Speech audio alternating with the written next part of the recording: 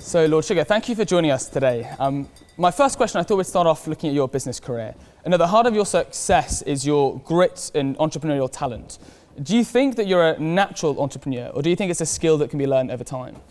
Well, this is a very frequently asked question. So I'm looking at the audience here to see if there's anybody who was here the last time I was here, because it's the same question as I was asked then. But in case you're all new recruits, here's my stock answer to that, and that is that no, it is inbuilt in you. It's part of your DNA, being an entrepreneur, someone who has the ability to spot opportunities. And as much as some people will have you believe, you can't go into W.H. Smith and buy a book on how to be an entrepreneur, or go into Boots and buy a bottle of entrepreneur juice or something like that.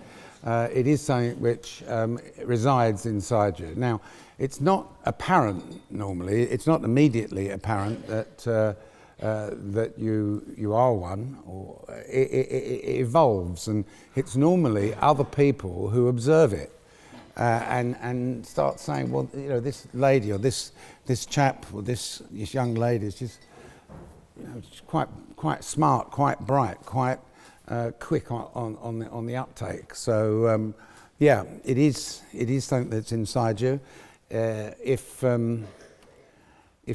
you put me in a room with a concert pianist and told them I asked them to teach me how to play the piano, I would be in there for 10 years and still not be able to play the piano. I would be able to play Roll Out the Barrel or something like that.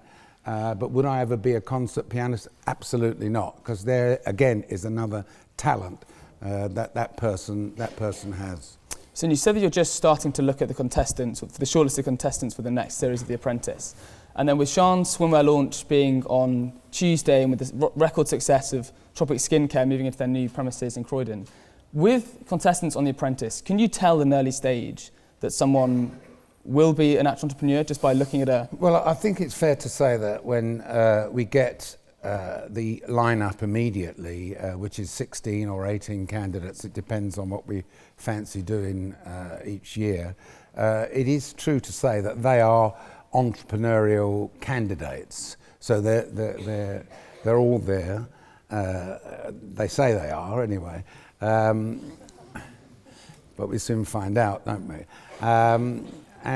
So no, again, another frequently asked question is that the first day that you see these 18 people, have you already spotted the person that's going to be the winner?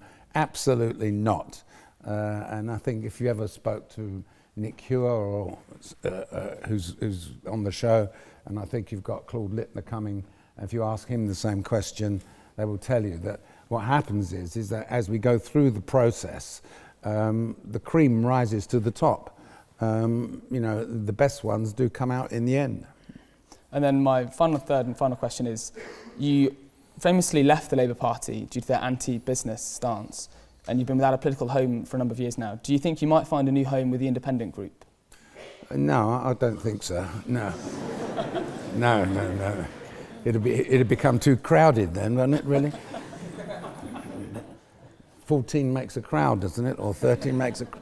No, definitely not, no. I'm quite happy in the House of Lords as an independent, yeah. Do you think Labour could ever change so much that you would rejoin the Labour Party? It's a possibility, but I mean, they're going to have to do a real 180-degree turn again. I mean, I joined the Labour Party under Tony Blair. It was a refreshing new Labour at the time, which was pro-enterprise, young ideas, away from the stuffy old Conservative people, and it did give a lot of entrepreneurs an opportunity to flourish.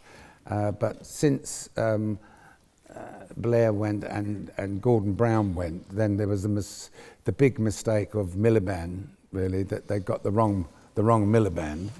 I think they made a mistake in the initial when they voted for him. he allegedly went off and wooed the unions, and they gave him the support. I mean, it's interesting to note that the way that a leader of the Labour Party is elected is by the votes of the Labour members. So you have to be a member of the Labour Party to then vote for who you want to be elected. And of course, Miliband, when he's parting comments, or one of his parting genius moves was to make membership of the Labour Party 30 pence or something like that. And so everybody just joined up for a week and voted for Corbyn. Yeah. Right, well, let's move over to audience questions. If you want to keep the questions brief and wait for the microphone to be brought to you, yeah, let's go to the hand in the middle over there first. Your story is quite a good success story of rags to riches, but the studies show that around 35 to 45% of wealth in the United States in particular is inherited.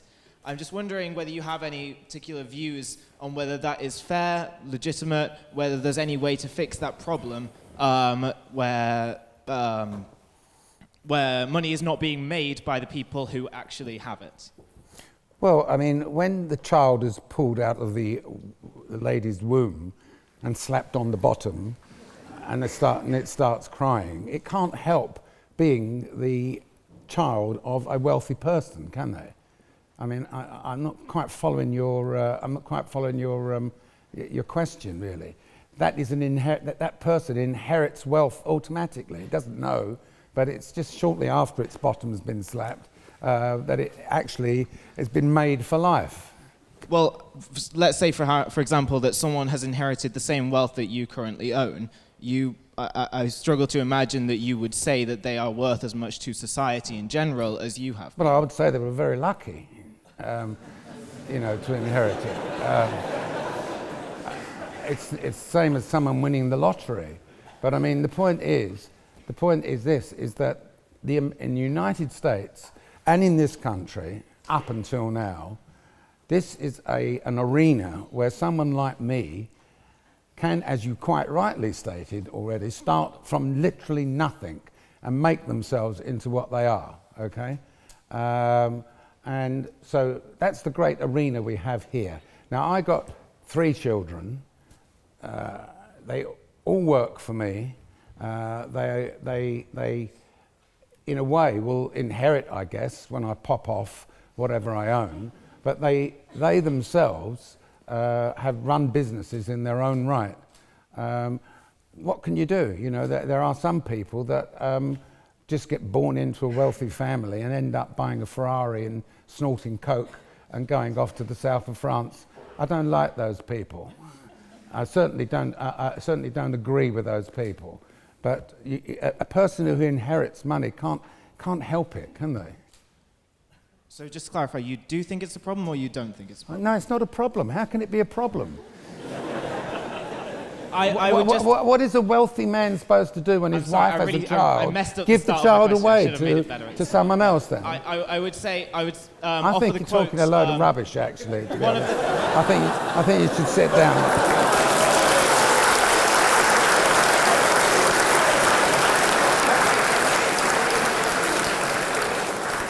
No, a sensible question now. Let's move to another sensible question.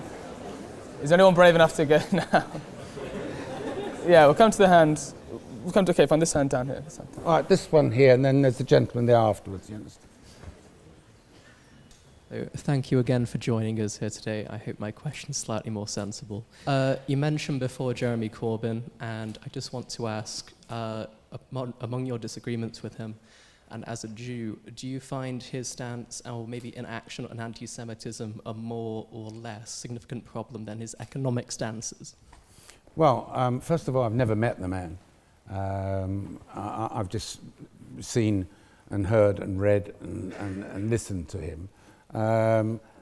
I find it quite strange. In the House of Lords I mentioned, and for once I got a unanimous hear from everybody when I stood up just shortly after the summer of 18, where I expressed an opinion in the House of Lords as to why the Labour Party were taking so much time to confirm their stance on anti-Semitism, and that Corbyn should have actually grabbed it by the scruff of the neck and said, look, let's stop this nonsense, let's just absolutely deny it, and let's kill it stone dead. It didn't. It floundered on, as you remember, for 10 weeks or so.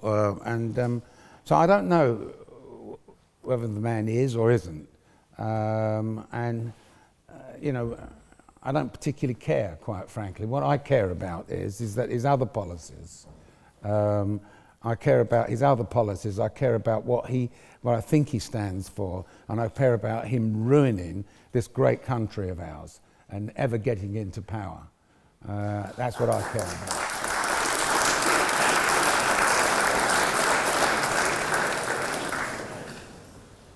And then we say the hand. Yes, gentleman over there. Yeah.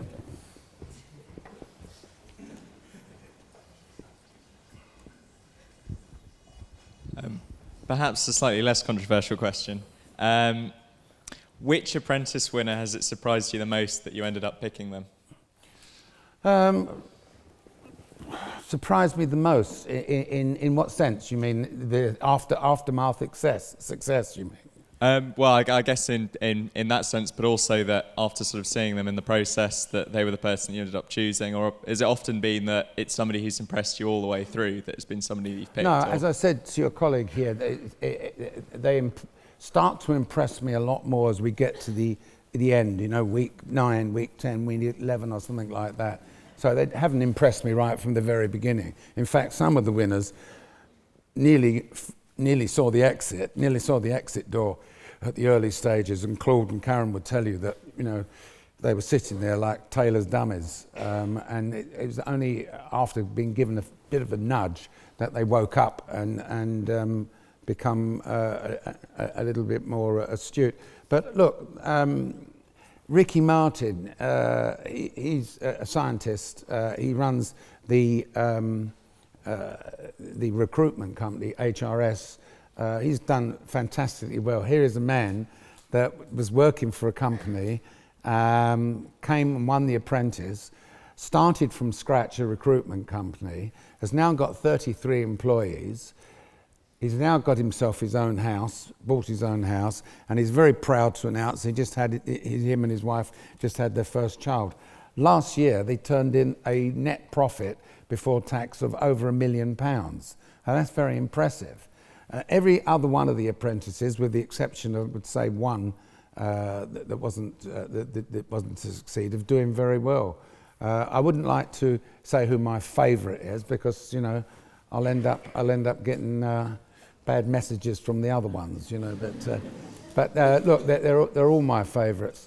One of the biggest success stories of The Apprentice, of course, is one of the people that didn't win, who was a runner-up to inventor Tom Pellereau, the nutty professor type bloke, who also is doing very, very well.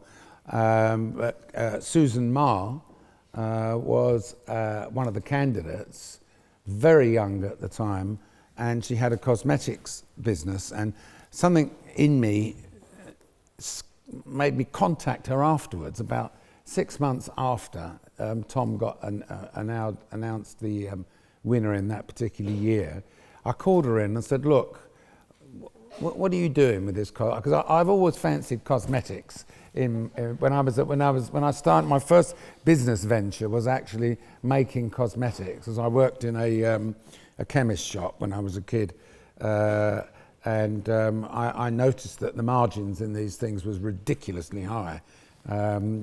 Stuff that you've in a bottle that costs 2p to make, and they were selling it for £2, for example. So that attracted me. That was my entrepreneurial spirit there. And so Susan had this cosmetic business, and I called her in one day and I said, what do you do?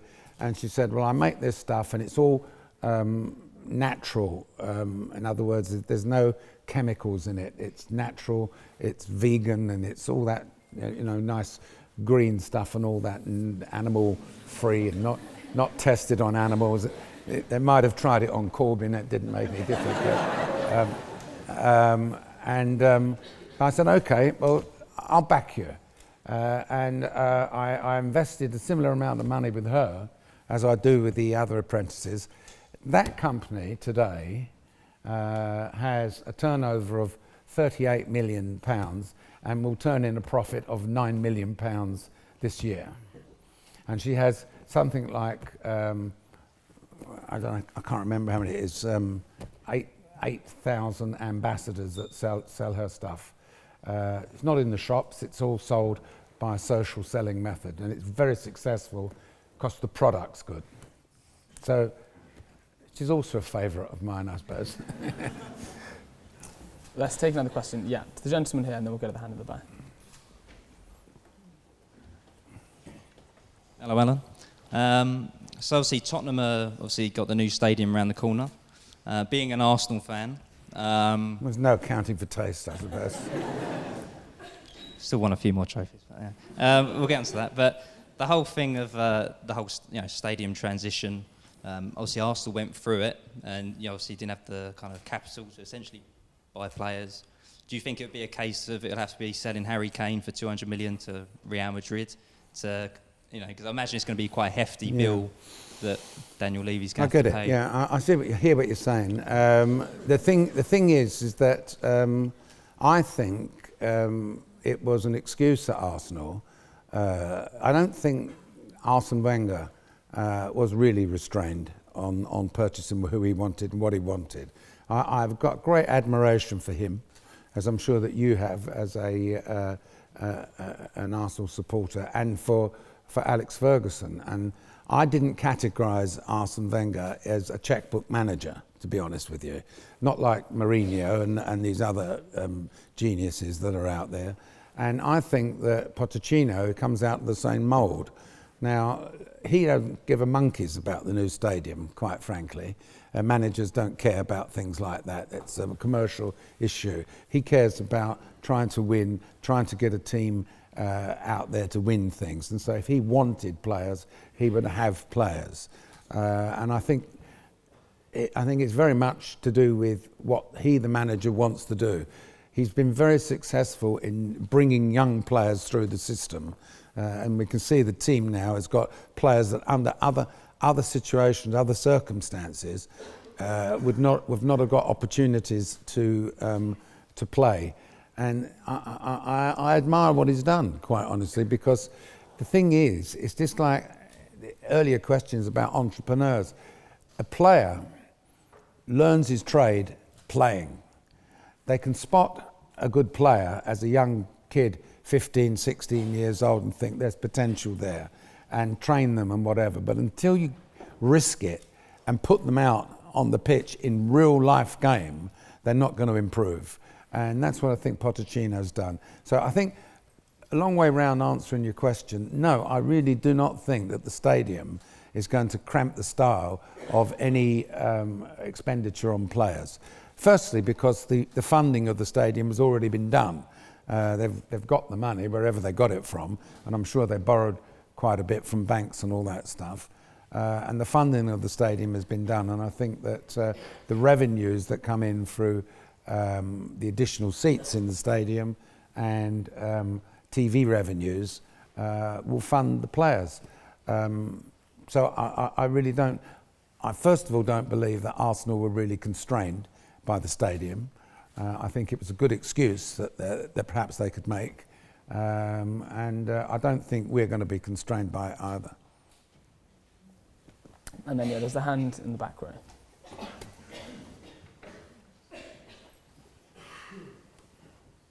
Hi. So in The Apprentice, do you ever have any conflict with the producers who are trying to produce a show for entertainment? Sorry, ma'am, say it again. So in The Apprentice, when the producers are trying to make a TV show for entertainment, are you ever in conflict with them because you're trying to seriously invest your money? The producers, yeah. Well, no, I think the producers realise by now we're entering into the 15th year, the 15th series, and the producers know that I want credible candidates. And I also realise that sometimes you get a few zany characters amongst amongst them that create the entertainment that makes it popular also with a certain sector of the TV viewing population. So it's a balance between good characters that I don't know, can get themselves into trouble and make you laugh and do silly things, and finally, I think you will know if you've watched The Apprentice over the years that the cream rises to the top. But I have no conflict whatsoever with them. In fact, I control the recruitment of the type of candidates that we have, and I have very, very much the sympathy for the BBC and the production company to know that there needs to be a balance of entertainment and of seriousness about the programme. Yeah, let's jump to the hand you, sir, there. So.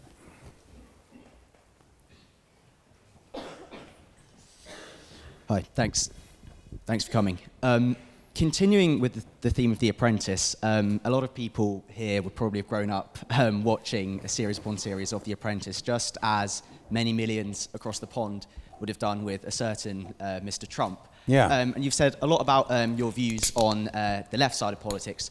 Do you have any particular opinions, not necessarily about the right wing as a political ideology, but what Donald Trump has done in the US in terms of leaping from economics to politics, like you have done in a different manner? How do you see that? Well, I mean, as having parallels with your situation. That in itself is a reality show in itself, isn't it? Really. I mean, I think the term "you couldn't make it up" comes to mind. First of all, and Trump knows this, I've always maintained that I'm much better than him at The Apprentice. And if you've ever watched the American version, it won't take you long to work out. But secondly,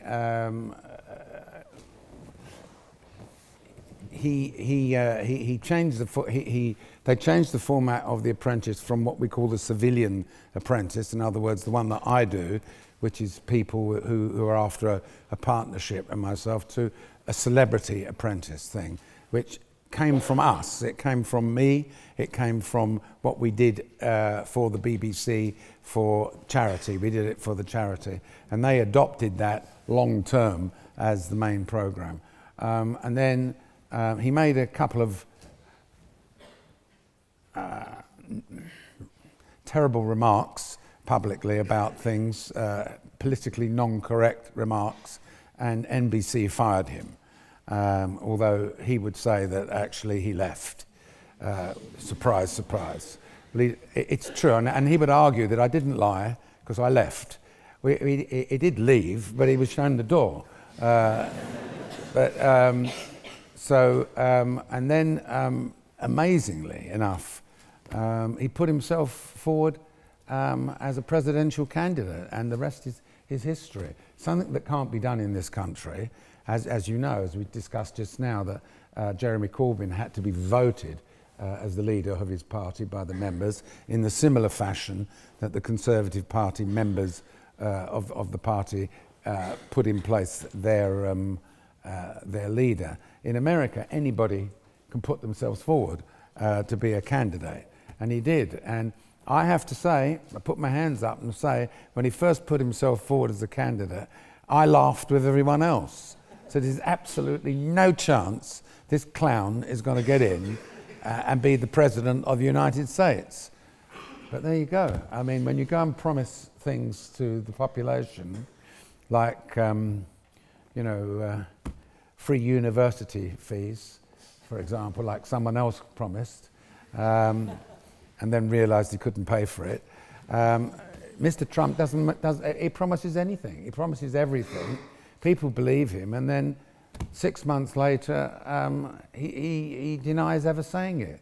I spend a hell of a lot of time. I spend 5 months a year in the United States, and to watch CNN at the moment, to me, is one of the best TV programs on earth, because they are murdering him. They murder him every night, every day, because you've got him saying in his election campaign, we're going to build a wall across the Mexican border, and then he shouts and asks the audience to join him in saying, and who's going to pay for it? And they all shout out Mexico.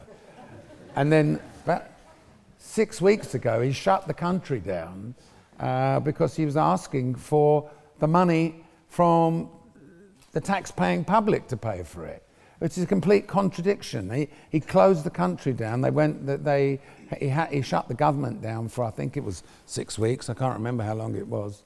The whole place came to a standstill.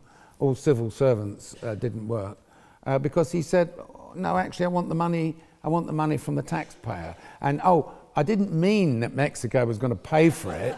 What I meant was that I'm going to tax them so hard on the merchandise and the products that they're going to ship to us that they're going to pay for it in that manner. So it's unbelievable. And if you was watching CNN yesterday and you saw this lawyer, Mr. Cohen, give his evidence to the Senate, I mean, that in itself was fantastic television. I reckon the advertisers in the breaks there must have been really lapping it up. It was more expensive than the Super Bowl adverts, I think. Then let's get our hand in the back. The hand, you sir. Yeah, you sir. Yeah. So in 2018, the European Union ratified the Anti-Tax Avoidance Directive, which was due to come in the European states in the 1st of January and here in the start of our financial year in the 1st of April. Now, we're going to, as planned at the moment, we're going to leave the European Union on the 29th of March. And so this won't come into action. If we don't extend our deadline, do you think this should be enacted anyway? Do I think they're what? The Anti-Tax Avoidance Directive, which is a directive to cut down on moving profits abroad and on double taxation. Well, I mean, yes, of course, but you know, that will be about number 1,792 on the pecking order of what we've got to deal with. You know, there's a lot of other things we've got to deal with, but yes, of course, the anti-avoidance things should kick in. You know, people like Amazon and the coffee shop people that haven't paid a penny tax, but yet take all our money here. Yeah, of course, that legislation should kick in. It's got to be rewritten. At the moment, we are kind of guided by, if you like, European regulations, and we have to comply with them. But when we go, if we go, when we go, we've got lots of things we've got to sort out. Our tax computations and yeah, that is definitely should remain in play. And then let's come to the hand on the front row here, you madam. Hi, Lord Sugar. I just wanted to ask, I think one of the most entertaining parts of The Apprentice is how scared some of the contestants get of you. And can't understand why. That bloke over there might understand. Is there anyone out there that you get just as scared of? I'm sorry? Is there anyone out there that makes you want to crap yourself just as much? Well, I think in a funny way I'm scared of Corbyn. I am. No, I'm scared. I'm not scared that he's going to whack me physically or anything like that. I'm scared of him. I'm scared of him that if young people, impressionable people like you, believe his lies and vote him in. That's what scares me here. You know, that really is what scares me. Is that guy gets to power and ruins our country and makes this place a terrible place. I've already said, and I'll make it perfectly clear, and I'll say it again here. He gets in, I'm gone. I'm out. I'm out of England. I'm leaving.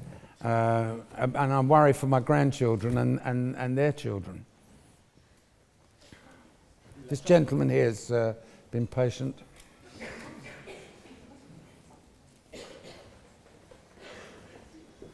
Thank you, Lord Sugar. 2 questions. I'm a Spurs supporter as well. Do you have a gut feel about us for the Champions League this year? I beg your pardon? Do you have a gut feeling for the Champions League for us this year, despite recent results in the league? Yeah, I think we did very well last week, you know, with the Germans, and I think we'll go through this one, obviously, because the Germans have got to score, for my calculation, I think they've got to score 4 goals at home, haven't they, or something like that, which is going to be a difficult task. After that, it will be very much again who we're drawn against. Yeah. But I think that we have the opportunity. I mean, we've got that tough game with that lot over there on Saturday, and I think that's going to be a tough game also. We've kind of lost our way. We lost against Burnley, we lost against Chelsea last night, and to lose against Arsenal would be terrible, I guess. So I don't think we'll lose against the Germans because there's nothing to lose. We're already there. So I don't know how we're going to get on beyond that. Depends who we're drawn against. Thank you. And second part, Brexit. So if it was down to you and you could choose for us, news? Yeah. Would you go with no deal, Theresa May's deal, or second referendum? Okay. Here's something which not many people know. I don't know if you remember, on the eve of the vote in 2016, there was a television broadcast of a pro-Brexit group and a Remain group. I was asked by David Cameron to head up on that television broadcast the Remain group. I didn't want to do it. I didn't do it because I felt that I was inadequate to be able to address the technicalities of the rules and the regulations and all that. It turned out they never discussed any of that stuff. It turned out that it was common sense that needed to be, and I kick myself to this day for turning that opportunity down, because Sadiq Khan took it instead of me, and then there was two other ladies there. And that was the day that Johnson, I'm kicking myself to this moment now thinking about it, because I would have said to Boris to look down the lens of a camera and get the TV company to put the camera straight on his face and ask him to put his hand on his heart like that and tell the British public, is it true that we give £300 million a day, or what it was, a week, to the EU? Please put your hand on your heart and tell the British public that is true or not. And of course it was the biggest lie going. It is the biggest lie going. Everybody knows it was the big lie going. Not only was it a lie, but they said they were going to redirect it to the National Health, which was an even bigger lie. And then you had the lady standing next to him, a very nice lady, Ghislaine or something like that. I can't remember her name. Gisela, yeah. And she's standing up, making a statement about immigration. And I thought to myself, pot kettle here, because in 1971, when we joined the common market, or 1972 when we joined, one of the first people to exploit the common market, in other words, for a German to come and work in England, was her father and her. They came here and she'd done a great job. She's got married, she's got grandchildren, she's now a member of Parliament.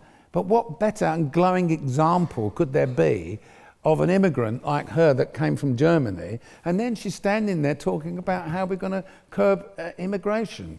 So, that's why I kick myself a bit. And the other thing is, which is just funny enough, last week it's starting to rear its head.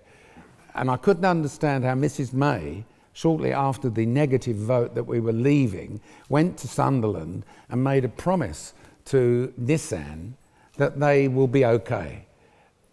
That was literally about a couple of weeks after the vote. How could she have made that promise to Nissan that we're going to be okay, meaning there will be no tariffs on your cars?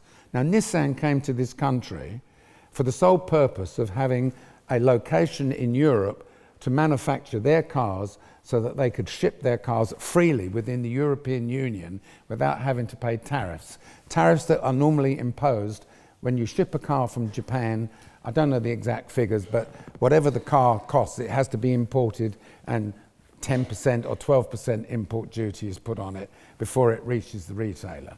So they decided they were going to manufacture in England to avoid paying that and to have a base in England to supply cars to France, Germany, Italy, etc., etc. And they did successfully build a great plant there.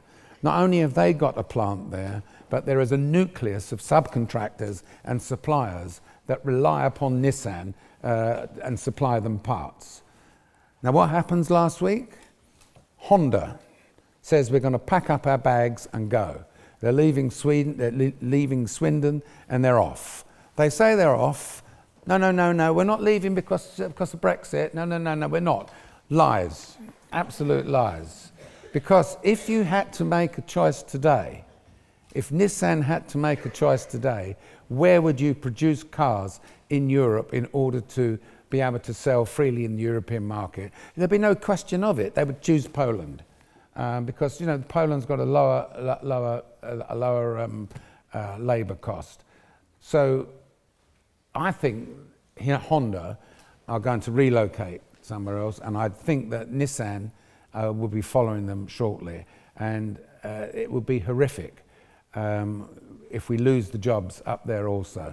And here's the point: a long way round telling you the story. Who were the people that tipped the balance in the Brexit vote?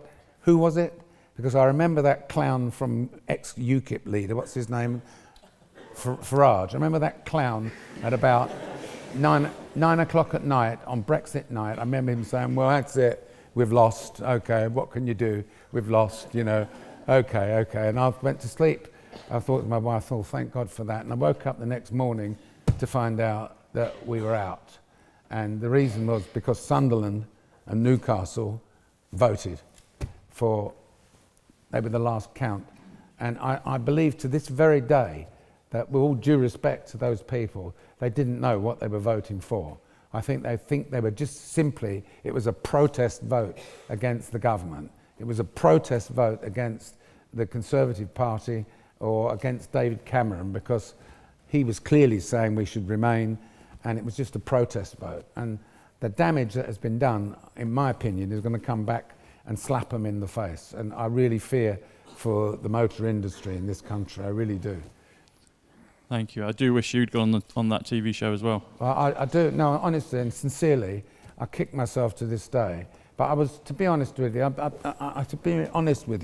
I felt I was not qualified enough because I thought that I would get embroiled in lots of technical stuff that I didn't understand. But really, it turned out that common sense and asking Boris whether he was a barefaced liar was the right thing to do. Let's jump to another question. Let's go to the first hand on the aisle. See, I've got another point. Do you mind me carrying on that? There's, while you're finding someone else, while you're finding another victim, as a chairman of four public companies, we as directors of public companies are legally obliged to ensure that what we write in our annual reports is accurate and has been scrutinised by auditors, lawyers and all that stuff. So we cannot make statements in our financial reporting that can mislead shareholders, which could end up in them losing money by buying shares because they think we've said something that is not going to happen. And that is a criminal offence, okay? Gove and Johnson, in my opinion, should be charged criminally for the mess that we've been put in with this Brexit thing, because I do believe that this is £300 and the red 300 million and the red bus actually was more than tipped the scales in the vote that went on. And in the same way as if I said to my shareholders in Amstrad, oh yeah, we've just invented a new computer that works on water and you don't need electricity and it's coming out next year, the share price would have shot up like that and it would have been a lie, right? And then I would have gone to jail, simple as that. And that's where I think Johnson and Gove deserve to be today.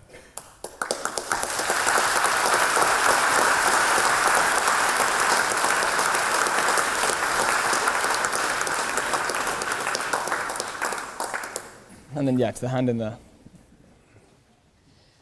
Thank you for your time. Aside from natural talent, what is it that you think all the winners of The Apprentice have had in common? Sorry, could you start again? Say it again. Aside from natural talent, what have the winners of The Apprentice had in common? Well, all of them had in common with each other, you mean? I mean, what attributes like do they... traits or other... Sorry? Like traits that they've shown in terms of... Oh, I see. Well, I think they get it. I like people who get it, if you know what I mean. Like when you tell them something, they get it. They don't look through you as if they don't get what you're talking about. So I think that people that get it, to me, rank very highly on the agenda. So when you say something, they get what you're saying, and they don't have to repeat it to them 3 or 4 times. I think that focus is a very important thing. Remaining very focused and not going off at a tangent, dealing with lots of other things and all that. And I had an example today with a new business investment that we've made with a young person who has got a great product. And he sat there talking to me today and he's going, yeah, and we're going to sell it to this guy and we're going to sell it to that guy and then we're going to do it in America, then we've got some in Japan, and we go, whoa, hold it a minute, just hold it one moment. You've got to make your business flourish in the UK first of all. Forget about America, forget about all these other places, just focus on what you've got to do. So I think the guys that have won in the past are focused, very, very focused on what they said they're going to do in business, and that's why they've been successful. And I say I've guided them in that way also, because I'm not saying that they've all not wanted to be distracted with different things. It's 60 odd years 58 years of business experience, for example, leads me to tell people what not to do rather than what to do, if you understand what I mean. The mistakes that I've made, I don't want to let them make the same mistakes. There's a chap over there, I think. Hi, thank you for your talk. I was just wondering, would you say that money has made you happy in life? If so, why? If not, what has, and so on? Thank you. Well, look, I became... It helps, but it's not the be-all and end-all, I have to say. So how can I explain that in a nice way to you? Is I was born in council flats in Hackney. My father was a tailor in the era of when there was no protection rights for employees. He didn't know whether he had a job to go to on Monday. On Friday night, he was told, just ring in Monday morning, we'll let you know if there's any more work. That can't happen these days. Fortunately, people are protected. So there was a big shortage of money in my family, and certainly none for me. So no iPhones and all that type of stuff for me, or the equivalent of iPhones, whatever they were in those days, crystal sets maybe. For me, it was anything I wanted, I had to get for myself. So there was this need to become self-sufficient, okay? And then fortunately I had this entrepreneurial flair in me, and I liked electronics, and funny enough, I started off with crystal sets and all that stuff, and started making stuff, and the rest is history. As you know, we became the biggest manufacturer of computers in Europe. Come a stage where I had more money than I would ever need in my lifetime. So your question is, did it make me happy? Well, I think what made me happy was that I got there to that stage and I didn't need anybody else. I didn't need to rely upon anybody else. Did the next 10 million or 100 million or 50 million make me happier? No, not really. Only from a sense of achievement, really. What makes me happy is that I've been married to the same lady for 52 years. I've got three great...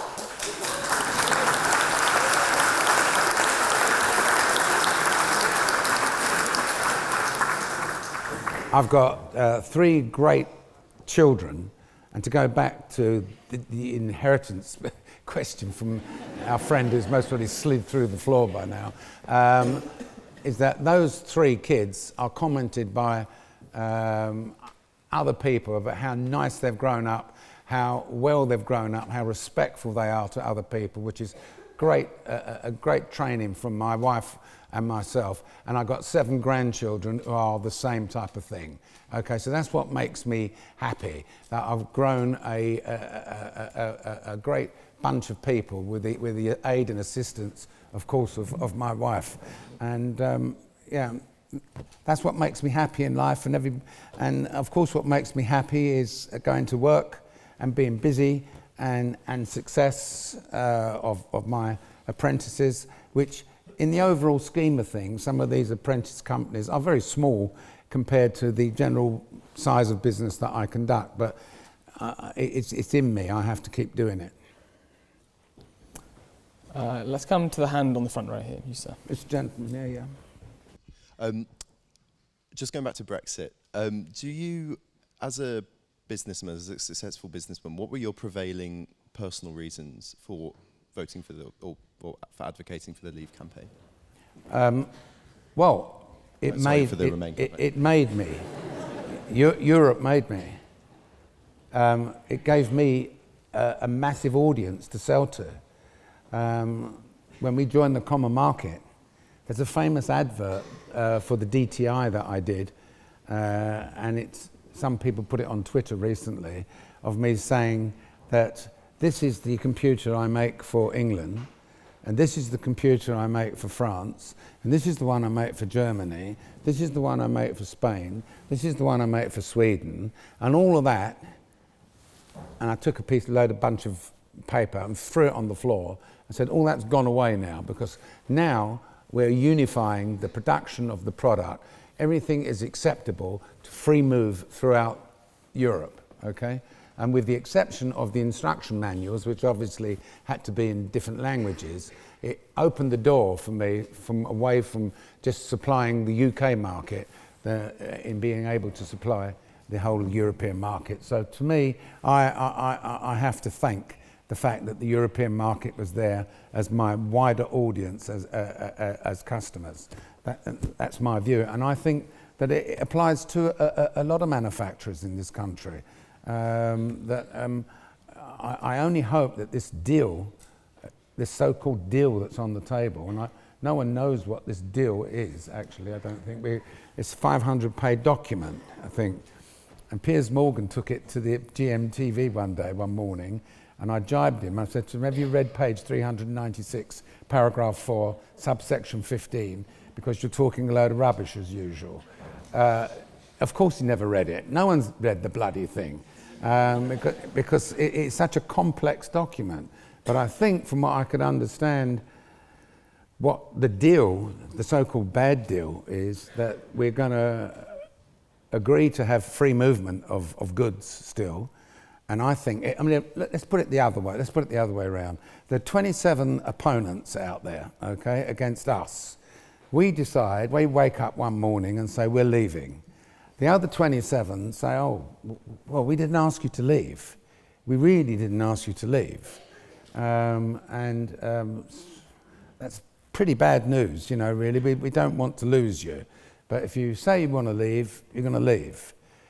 But don't come here banging on the table demanding what you want. It's more what we want, what we will accept, and what's good for us. Not what's good for you, what's good for us. So let's think about it. What's good for us is that actually England's quite a good punter. Yes, you've got a good consumer market, so we like selling goods to you. So I think we will agree that you can sell us goods and we can sell you goods, because that's good for us. And secondly, what's good for us is that we don't have any silly immigration forms to fill out. So you can travel freely to our countries, and we can travel freely to your countries. Not work, but just as we do at the moment, just go through the border and the passports. That's good for us also. Other than that, nothing else is good for us. So clear off. Basically, that's the deal. Take it or leave it. And I think we have to take it. if we are hell-bent on leaving, you can't have a no-deal situation. A no-deal situation, even all of the members of Parliament have agreed, I think recently, they agreed that no deal was just not acceptable. And again, I'm not probably technical enough, but I think no deal means, and perhaps I'm happy to be corrected, is that on the 30th of March, technically, you, as a British person with a British passport, couldn't enter France, really, because they don't have an agreement. Under what agreement can you enter France? Through passport control. Because they don't have a form to fill out, like you do for America or anything like that. There has to be an agreement of some kind. Consider the traffic at Calais and Dover of goods rolling on and rolling off. There's no agreement. So I sincerely hope that in the end, there'll be another. Where are we now? We're coming up March the 1st tomorrow. We've got 28 days to sort it out. I think a previous speaker that came here was also quite, what's his name, Adonis. I think he nailed it really, and I think what's going to happen is that they're going to continually argue that the deal's a rotten deal, but then they're going to be asked, well, you've just said you don't want a no deal. And if you don't want a no deal, that means you want the deal. So I'll go back and ask whether we can get anything better than what we've got on the table at the moment. And sorry, they've come back and said, no, take it or leave it. And I hope that we take it. I can't see that there's going to be a new referendum. I can't see that she's adamant that there won't be a new referendum because on the basis that it makes a joke out of the first one. So I'm clueless when it comes to it. I know as much as you do, as far as I'm concerned. Certainly as much as the Prime Minister does also. Yeah, some to this hand here. Yeah. How do you think your Judaism has affected your career, either positively or negatively? How do I think what, sorry? Your Judaism. Why? The fact of being Jewish. How do you think it's affected your career? Have you faced anti-Semitism? Have you faced a network? Like, what have you experienced? Nothing at all, really. If anything, it may have, in the early days when I was a youngster, riding around in certain parts of London, it was somewhat negative. Some people were quite negative to it, but it's never really occurred to me as to my religion had anything to do with my success. Strange question. No, honestly, it's a strange question. I really, yeah. The lady over there. Jewishness effect. Sweating. Is the mic working? Can you hear me? Is the mic working? Sorry, can you hear me? Yes. Hi, nice to meet you. You're absolutely fantastic, and I'm so glad to see you in person. It's kind of crazy. So I'm from Hackney, and you're from Hackney too. So I just wanted to ask you. Now, Hackney now is a great place to live, yeah, right? No, it's changed so absolutely. Much. So I wanted to ask you. I drive through it occasionally, and I can't believe how it's really been built up. Yeah, no, because of the regeneration. So and I rebuilt the Hackney Empire. You rebuilt the Hackney Empire? I thought you said you're from Hackney. It's got a plaque in. It's got a plaque inside. We rebuilt it. Yeah. So you've been back. Pardon? You've been back to Hackney, and have you liked it? Say again. Back? Have you been back to Hackney? Well, only I drive through it a bit. So you've never actually I went there when I was rebuilding the Hackney Empire. Yeah. Obviously, because I had to pay the builders. Would you consider moving back or buying a house? Because the whole dynamic has changed. So someone like you. Well, no, I think it's not that. I just told you I'm leaving the country if Corbyn gets it. But I think it's a great area now. It is, yeah. I'm really pleased the way it's regenerated. It's fantastic. But that wasn't your question, was it? No. I was gonna just ask, if you think you'd go back, because the whole dynamic of Hackney has changed so much, and obviously with the amount of success and the whole dynamic of your life has changed as well. So the person that you were in Hackney however many years ago to the person that you are now would probably mean that if you were to move back, you'd move to a very different part of Hackney, specifically because of the way it's regenerated as well. So yeah, you said you're leaving the country, so I don't think you'll be coming back. Yeah. Cool. Thank you. Yeah, let's go to the hand, you madam, in the back. It's 1, 2, 3, 4, 5 more questions, shall we? Before we... 6. I've got to get back through Hackney on the way back. The way back to Essex. Hey, I wanted to ask, do you think quotas... Sorry, yeah. Hi. Do you think quotas are good for businesses? Do you think that... Do I think what, sorry? Quotas are good Quotas? for businesses, in the business's best interests? I'm sorry, ma'am. Quotas, did you say? Quotas, so there has to be X percentage of I ethnic see what you minorities, mean. has to be X Yeah, percentage of well, the homosexuals. quota, there used to be a quota system from in the textile business, in the clothing industry, where certain quotas were imposed upon certain countries. They've basically gone away now.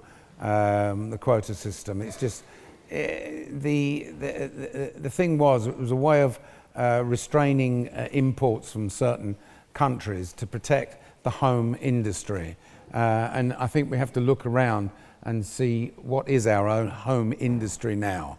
We've got heavy engineering, for example, but fabric clothes and things like that, we don't make them anymore. So even the electronics, we don't make electronics here anymore. So those quotas are no longer having any effect. I think the way they collect revenue these days is just by import duties, really. So import duties of 14 to 20% on electronic items and 5% on computer items. It's the same thing.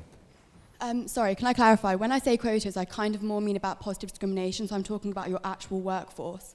So rather than your products, many businesses now, for example, the BBC, they want to make, something like 7 to 8% of actors homosexual. And I'm saying, so for businesses... So are you referring to quotas of foreign employees, or what? I know businesses in general have quotas about who they employ. Whether there should be... none of my businesses have quotas on who I employ. Right, and I'm asking you, do you think quotas in general are and I'm good telling you, for businesses? No.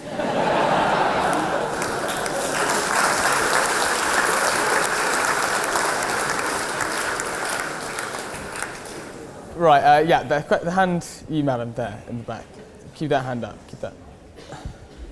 Yeah, and then in the back, Ollie, in the back. There you go. Hi, I was just wondering, do you think politicians should be paid more to incentivise people more adequate than Jeremy Corbyn to get into politics? Or do you think there is enough good politicians, an abundance of them, they're just not getting into power? Do I think they should be paid more, are you saying? Some of them maybe, but you've got to understand that a lot of the politicians see it as a position of power. They see themselves being voted in as the winning constituent for their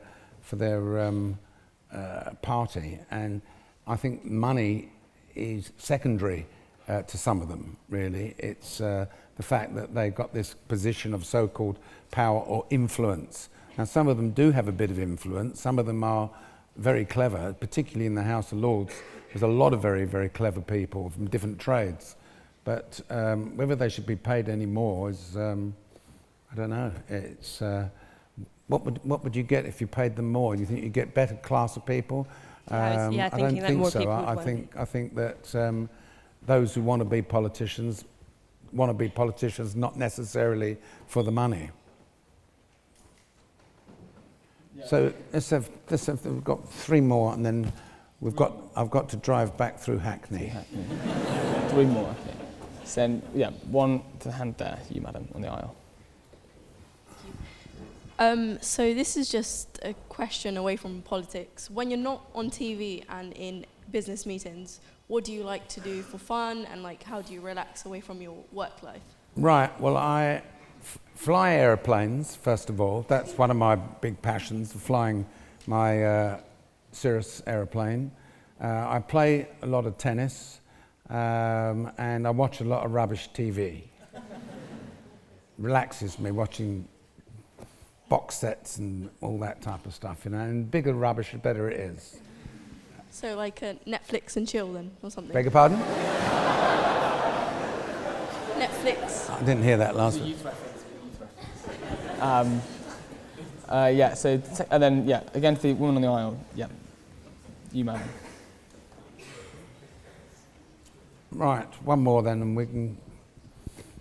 I believe that you used to purchase printing and stationery from a business which had warehouses near Brentford Station in the 1980s and early 90s, which my granddad Paul Hales co-owned. I'm not sure if you remember. Do I still owe him the money? I'm sorry. Shall I repeat that? I paid it last week. Sorry, what was you saying? I believe that you used to purchase some printing and stationery from a business which had warehouses near Brentford in the station in the 1980s and early 90s, Yes. which my granddad co-owned. I'm not sure if you remember. I was wondering how important you feel it is to support small businesses and whether that has changed in the past couple of decades. It's very important to support small to medium-sized businesses, yeah.